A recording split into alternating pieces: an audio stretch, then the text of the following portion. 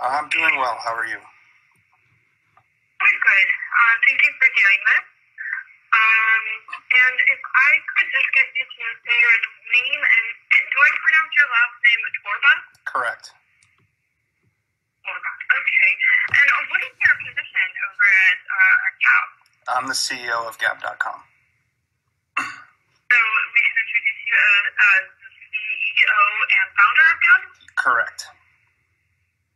And Diamond, are you still on the line? Okay, so we can go ahead right into this. So let's start off.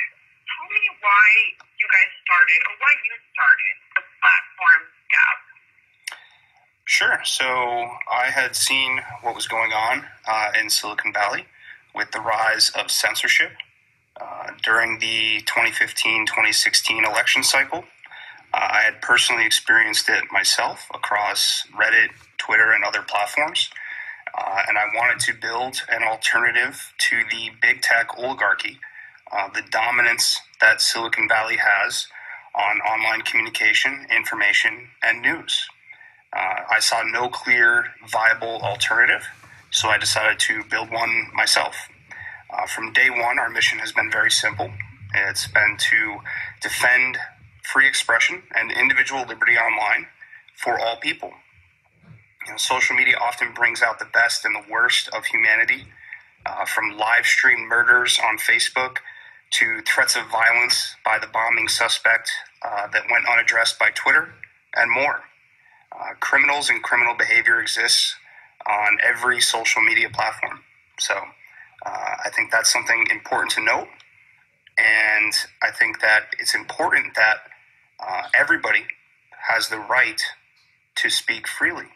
And everybody has the right to decide what type of content they consume or want to consume or don't want to consume. I don't think it's right that 2 or 3 companies in Silicon Valley, 2 or 3 CEOs can decide what is fake news and what isn't, what we're allowed to talk about and what we're not allowed to talk about on the internet for billions of people. So that is, in a crux, why we created GAB, is to have an alternative that stood by and said, we're going to defend freedom of expression and individual liberty for all people, even those we vehemently disagree with. So if I'm hearing you correctly, you feel like there's a double standard of freedom of speech for some people and not freedom of speech for others.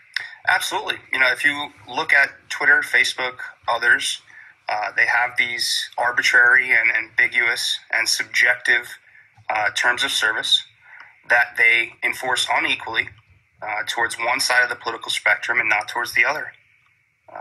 You could see this in examples on Twitter, for example, where there are thousands upon thousands of people calling for someone to kill Donald Trump, saying they're going to kill Donald Trump, expressing hate towards white people, towards Christians, towards minorities who may now support Donald Trump. So I think they allow all these things to happen.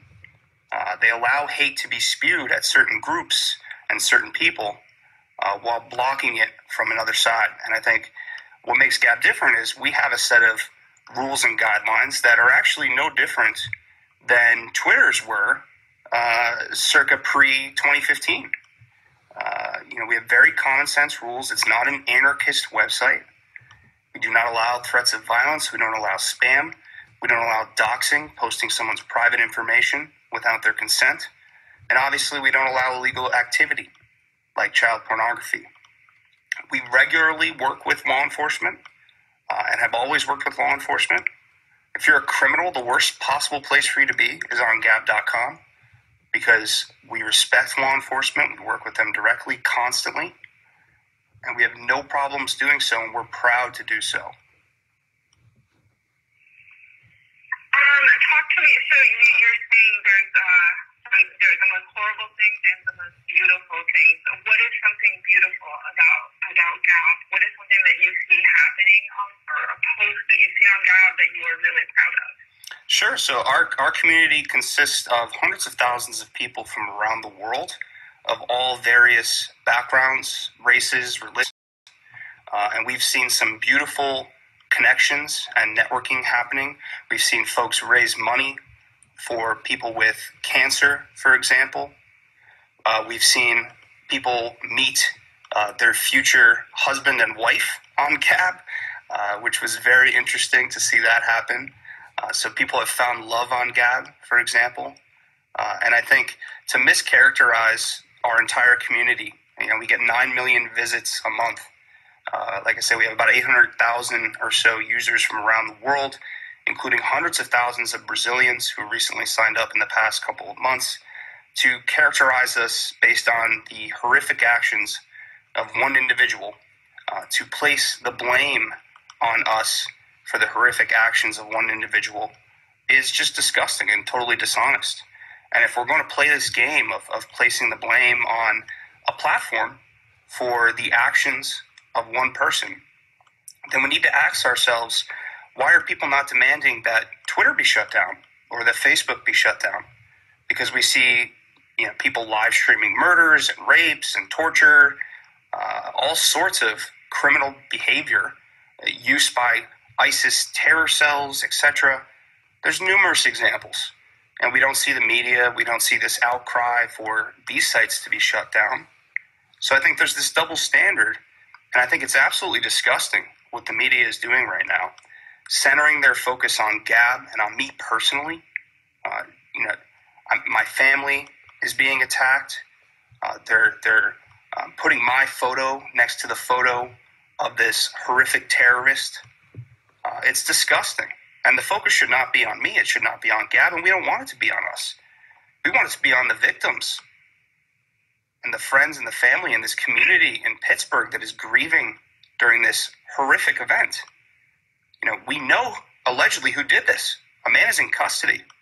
And because of his activity on GAB, law enforcement now has concrete evidence of a motive and evidence to use against him to see that he is brought to justice. And we have worked tirelessly. I've slept maybe 2 hours in the past 48 hours because I've been on the phone with the Department of Justice and with the FBI. We dedicated all of our resources. Our entire team has been working around the clock to ensure that they have all the information that they need willingly. We didn't ask them for a subpoena. We didn't ask them for a warrant. We willingly, immediately, and proactively reached out to them before they even contacted us, as soon as we were alerted to this person on our site. Now, this person posted a post about 4 minutes before he went in and committed this horrific atrocity. How do you expect us to take action within 4 minutes? What could we have possibly done? And secondly, his post was not a direct threat. He said, I'm going in. He didn't say, I'm going to shoot up a synagogue or anything of this nature. He didn't make any direct threats. So what does the media expect us to do? Okay? We were founded to defend the freedom of expression and individual liberty for all people, even those we vehemently disagree with. We're fighting to defend the First Amendment rights of American citizens on the internet, and ideally, the basic fundamental human right for everybody to speak freely. Have you been concerned about some of the stuff that's been posted in the past? Have you as a company been concerned? Concerned about what? There's awful content all across all of social media, all across all of the internet, and that's the way it's always been.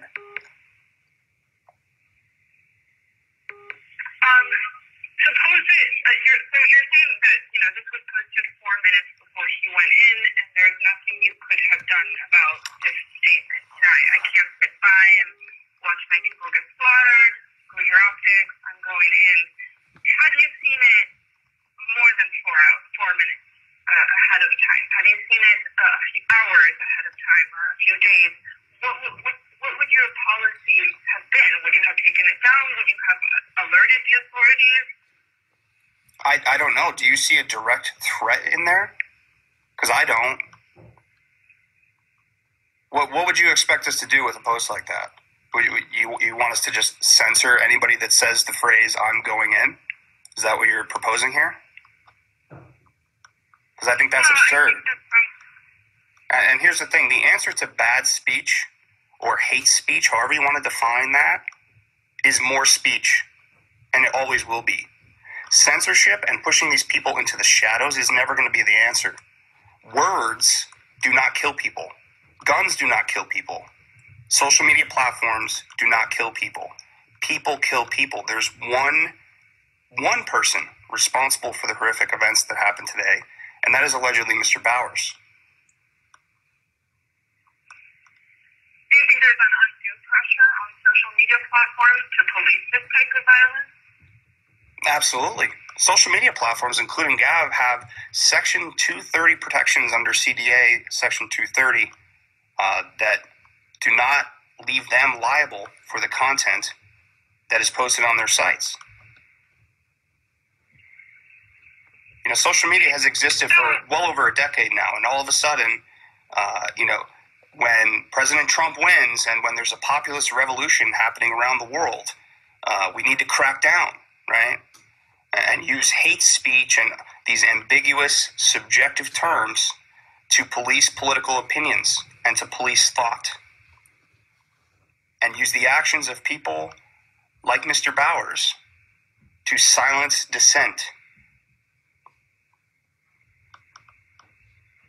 So there is an argument that is being made that when people have a platform to share this type of extreme or violent behavior, like Mr. Bowers, being able to share this on a platform is encouraging or inciting to other like-minded people. These are the ingredients for this type of violence to be encouraged to happen. What do you respond to that?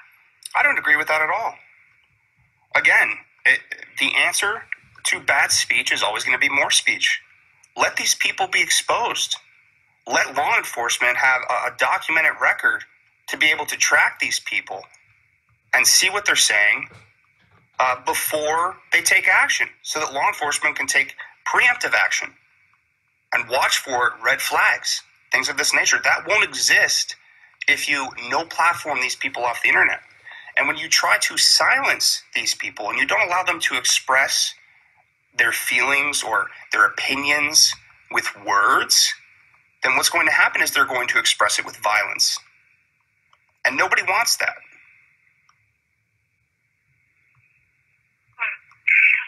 Okay, but Robert Bowers was allowed to express it, right?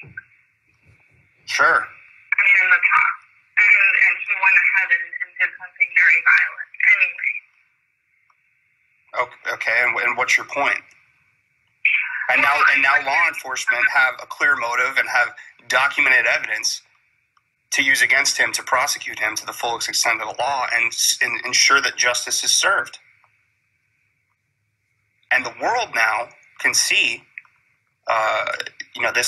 this hateful rhetoric and condemn it. What if you had to say, a lot of people are going to listen to this, if you had to explain a misconception, I mean, it's been said that GAB is a place where anti-Semites gather, and that's okay, and Facebook, and anti-Semites are also on Facebook, they're also on Twitter, they're also on Reddit, they're also on Snapchat. And what? Why are you not calling out Facebook, Twitter, Reddit, and Snapchat for the anti-Semitism on their platform? Louis Farrakhan is on Twitter calling Jewish people termites. He's allowed to have a platform over there. Why are you not criticizing Twitter for this? What if Mr. Bowers had seen this video from Mr. Farrakhan, and that's what influenced him to do this? Right? Is Twitter now responsible? Right? Because that's the logical game that we're playing here.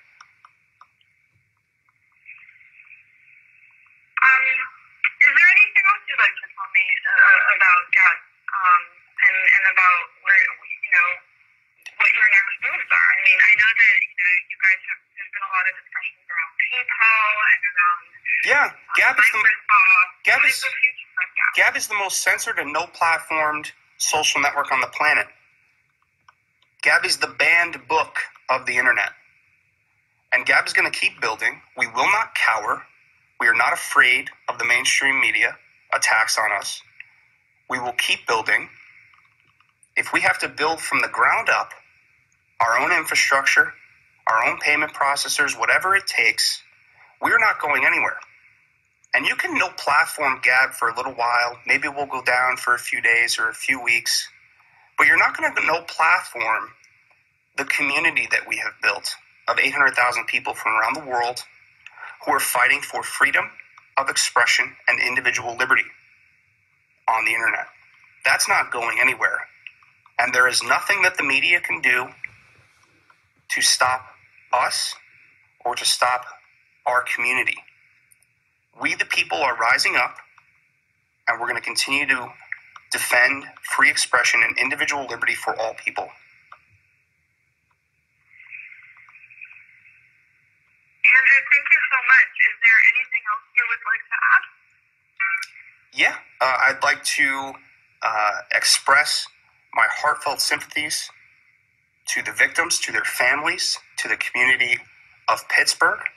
I think it's a disgrace that the media is focusing on us and on myself. They should be focusing on the victims. And I wish them well, and they are in my thoughts and my prayers. And we are going to do everything we possibly can to work with law enforcement, to work with the FBI and Department of Justice to see to it that justice is served. Andrew, thank you very much. And this will air tomorrow morning, and I will send you a link, but it will also air in a national broadcast as part of this story. So I'd like to really thank you for talking to me. Thank you so much. Have a good night.